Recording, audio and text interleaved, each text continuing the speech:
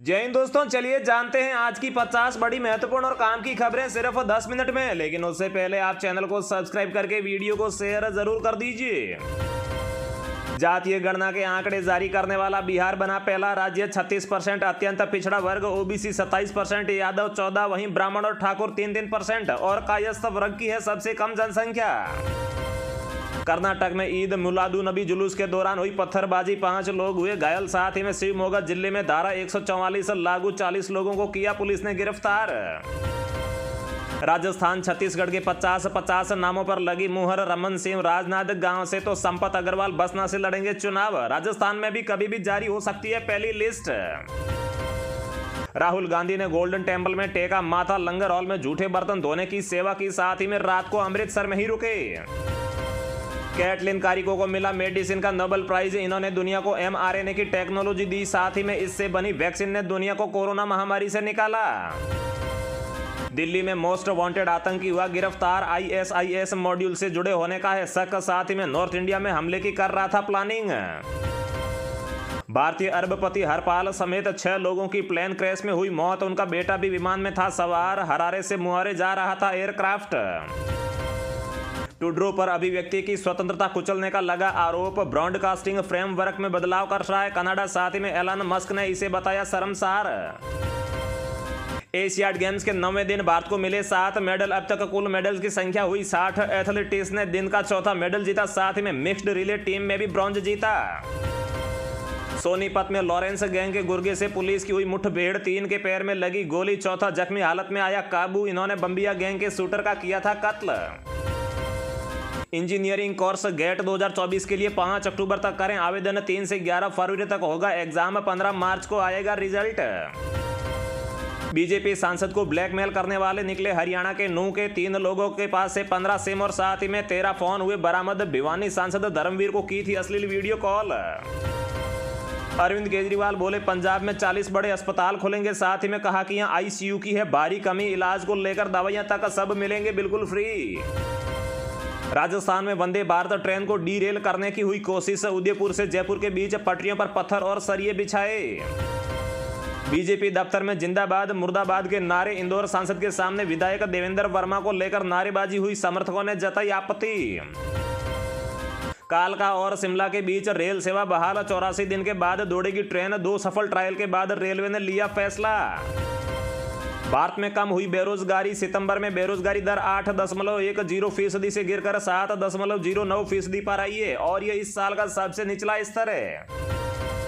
राजस्थान में PM मोदी बोले गहलोत ने तो चुनाव से पहले ही हार मान ली है। कहा गहलोत जी सोते जागते कुर्सी को बचाने में लगे रहते हैं और आधी कांग्रेस उन्हें हटाने में लगी रहती है। एशियन गेम्स गोल्ड मेडलिस्ट का एयरपोर्ट पर हुआ स्वागत। अंबाला के सरबजोत ने एयर पिस्टल में भारत को दिलाया था पहला मेडल। अब तक जीत चुके हैं कुल 21 पदक। अफगानिस्तान सीमा पर बालाकोट जैसी एयर स्ट्राइक करना चाहता है पाकिस्तान। ISI की सीक्रेट रिपोर्ट में हुआ खुलासा। 8 आतंकी कैंपों में कुल 117 लड़ाके हैं मौजूद। हरियाणा में भूकंप से हिली धरती। 2.6 रही है तीव्रता। रात 11:26 पर झटके महसूस किए। रोहतक से 7 किलोमीटर दूर था भूकंप का केंद्र। MP के CM शिवराज बोले ऐसा भैया फिर से नहीं मिलेगा। चला जाऊंगा तब याद आऊंगा। मेरे लिए राजनीति का मतलब सिर्फ जनता की सेवा। जिसके बाद में कांग्रेस ने कसा तंज और कहा कि शिवराज ने अपनी विदाई की घोषणा कर दी है। पुरानी पेंशन की मांग पर दिल्ली में जुटे सरकारी कर्मचारी। रामलीला मैदान में हजारों की हुई भीड़। राजस्थान छत्तीसगढ़ समेत 5 राज्यों में OPS है लागू। मोदी बोले विकास विरोधी जात पात पर बांटते हैं। बिहार में जाति गणना जारी होने के कुछ ही घंटों बाद मोदी ने कहा आज भी यही पाप कर रहे हैं लोग। सितंबर में 10.56 अरब पहुंचे UPI के ट्रांजैक्शन। यह अगस्त में दर्ज 10.58 अरब लेन देन से थोड़ा है कम। वैल्यू 15.79 लाख करोड़ रुपए पहुंची। कांग्रेस के प्रदेश प्रभारी रंधावा बोले PM मोदी सिखों को बदनाम कर रहे हैं। खालिस्तान के मुद्दे को इंटरनेशनल बना दिया। साथ ही में हिंदू सिखों को बांटने की करते हैं बात। 44,000 करोड़ लेकर चुनावी मैदान में उतरेंगे 4 राज्य सरकारें। इनमें MP, छत्तीसगढ़, राजस्थान और तेलंगाना है शामिल। साथ ही में गुजरात, महाराष्ट्र, तमिलनाडु लेते हैं सबसे ज्यादा कर्ज। गुलाब नबी आजाद नहीं बनेंगे जम्मू कश्मीर के अगले राज्यपाल। पार्टी फाउंडेशन डे पर बोले LG बनने में दिलचस्पी नहीं, लोगों की सेवा करना चाहता हूं। मणिपुर स्टूडेंट्स मर्डर केस में 4 आरोपी हुए गिरफ्तार। सीएम बोले मौत की सजा दिलाएंगे। साथ ही में 6 अक्टूबर तक मोबाइल इंटरनेट सेवाएं हुई बैन। कुकी समुदाय का बंद का हुआ ऐलान। मध्य प्रदेश इलेक्शन 2023 के लिए नवरात्र में वीआईपी सीटों पर प्रत्याशियों की घोषणा करेगी सपा। अखिलेश ने तैयार कर लिया है पीडीएफ फॉर्मूला। चुनाव के लिए योजनाओं के लगातार ऐलान से कर्ज में डूब रहा है राजस्थान। कर्ज बढ़कर 5,73,013 करोड़ रुपए हुआ है। आरबीआई की रिपोर्ट में जारी हुए हैं ये नए आंकड़े। योगी गवर्नमेंट का अहम फैसला, दिसंबर तक यूपी के सभी गांवों को परिवहन सेवा से जोड़ा जाएगा। इससे प्रदेश के 4,593 परिवहन सेवाओं से वंचित गांवों को मिलेगा बड़ा फायदा। बिजली बिल को लेकर हरियाणा के मुख्यमंत्री खट्टर ने लिया बड़ा फैसला। अब बीपीएल कार्ड के लाभ के लिए सालाना बिजली बिल खर्च 12,000 रुपए की सीमा को किया समाप्त। हरियाणा के सिरसा में नशे पर ग्रामीणों ने लिया बड़ा फैसला। बोले तस्करों की जमानत नहीं करवाई जाएगी, जिसने भी मदद की उसका भी होगा बहिष्कार। बीजेपी के पूर्व केंद्रीय मंत्री वीरेंद्र सिंह का ऐलान। जिंद रैली में बोले जेजेपी से गठजोड़ रहा तो भाजपा छोड़ दूंगा। साथ ही में भ्रष्टाचार को लेकर दुष्यंत पर भी साधा निशाना।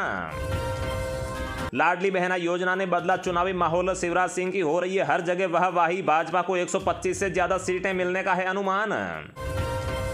लंदन स्थित भारतीय उच्चायुक्त के बाहर खालिस्तानी समर्थकों ने किया विरोध। सरकार ने लिया एक्शन, सुरक्षा बलों को किया तैनात। चलिए अब जानते हैं जो आम आदमी के काम की और फायदे की खबरें हैं उनको विस्तार से। यूपी सरकार विद्यार्थियों को बांटेगी स्मार्टफोन। 372 करोड़ रुपए हुए हैं मंजूर। जी हां दोस्तों, योगी आदित्यनाथ सरकार अगले महीने से स्वामी विवेकानंद युवा सशक्तिकरण योजना के तहत छात्रों को 25 लाख मुफ्त स्मार्टफोन का वितरण करने की योजना बना रही है। पहले चरण में लगभग 4 लाख सैमसंग और लावा स्मार्टफोन वितरित किए जाएंगे, जिसके लिए मंगलवार को 372 करोड़ रुपए मंजूर भी किए गए हैं। मंगलवार को जारी आदेश के अनुसार योजना के तहत कुल 25 लाख स्मार्टफोन की आपूर्ति के लिए जैम पोर्टल के माध्यम से 4 कंपनियों का चयन किया गया है। राज्य कैबिनेट ने इसी साल अगस्त में इसके लिए मंजूरी भी दे दी है। स्मार्टफोन और टैबलेट का वितरण 5 साल की अवधि में किया जाएगा। चालू वित्तीय वर्ष में इस योजना के लिए 3600 करोड़ रुपए का बजट भी स्वीकृत किया गया है, जिसके तहत स्नातक, स्नातकोत्तर और डिप्लोमा छात्रों और साथ ही में कौशल विकास पाठ्यक्रमों आदि में नामांकित लोगों को या फिर छात्रों को इस योजना के तहत मुफ्त में स्मार्टफोन दिए जाएंगे। राजस्थान में गहलोत सरकार की फ्री मोबाइल योजना की खुली पोल। 15 दिनों में ही महिलाओं के स्मार्टफोन बने खिलौने। जी हां दोस्तों, आगामी विधानसभा चुनाव से पहले गहलोत सरकार ने महिला मतदाताओं को लुभाने के लिए निःशुल्क स्मार्टफोन वितरण योजना की शुरुआत की थी। लेकिन राजस्थान के टोंक जिले से खबर आ रही है कि इस योजना के तहत बांटे गए स्मार्टफोन सिर्फ खिलौना बनकर रह गए हैं। इसका कारण बीते 15 दिनों से मोबाइल में जिस सिम को लगाकर महिलाओं को दिया गया था, उस कंपनी वीआई की सिम में टावर ही नहीं आ रहा है। ऐसे में महिलाओं को दिए गए स्मार्टफोन सिर्फ 100 पीस बनकर साबित हो रहे हैं, जिसको लेकर महिलाओं में आक्रोश भी व्याप्त है। उनका कहना है कि जब मोबाइल में टावर ही नहीं आते हैं तो फिर ऐसे मोबाइल देने का क्या फायदा।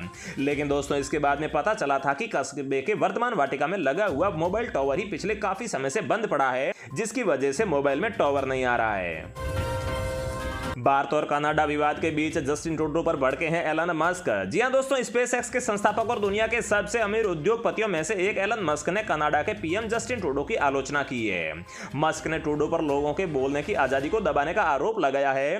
दरअसल कनाडा सरकार ने एक फैसले के बाद में मस्क ने ट्रूडो की सरकार की आलोचना की है। आपको बता दें कि कनाडा की एक आदेश के मुताबिक सभी ऑनलाइन स्ट्रीमिंग सेवाओं को आधिकारिक रूप से सरकार के रिकॉर्ड में पंजीकरण कराने का आदेश दिया है, ताकि सरकार उस पर रेगुलेटरी कंट्रोल कर सके। कनाडा सरकार के इस आदेश की आलोचना हो रही है और साथ में पत्रकार और लेखन ग्लेन ग्रीनवाल्ड ने सोशल मीडिया पर पोस्ट साझा किया है, जिसमें उन्होंने लिखा है कि कनाडा सरकार दुनिया की सबसे दमनकारी ऑनलाइन सेंसरशिप योजना लेकर आई है, जिसके तहत सभी ऑनलाइन स्ट्रीमिंग सेवाओं, जिनमें पॉडकास्ट भी शामिल होता है, उन्हें आधिकारिक रूप से सरकार के रिकॉर्ड में पंजीकरण कराना होगा, जिससे सरकार ऑनलाइन स्ट्रीमिंग सेवाओं पर रेगुलेटरी नियंत्रण कर सके। तेल कंपनियों ने दिया बड़ा झटका। कमर्शियल एलपीजी गैस की कीमत में 209 रुपए की हुई बढ़ोतरी। जी हां दोस्तों, तेल कंपनियों ने अक्टूबर की शुरुआत होने के साथ ही ग्राहकों को तगड़ा झटका दिया है। आज से कमर्शियल गैस सिलेंडर के रेट में 209 रुपए की बढ़ोतरी कर दी गई है और नई दरें रविवार यानी कि 1 अक्टूबर 2023 से लागू भी हो चुकी है। इस बढ़ोतरी के बाद राजधानी दिल्ली में 19 किलोग्राम का एलपीजी गैस सिलेंडर 1731 रुपए में बिक रहा है। ध्यान देने वाली बात यह है कि 1 महीने पहले ही सरकार ने घरेलू गैस सिलेंडर की कीमत में 200 रुपए की भारी भारी कटौती की थी और इसके बाद 1 अक्टूबर को घरेलू गैस सिलेंडर की कीमत में किसी भी तरह का बदलाव नहीं किया गया है।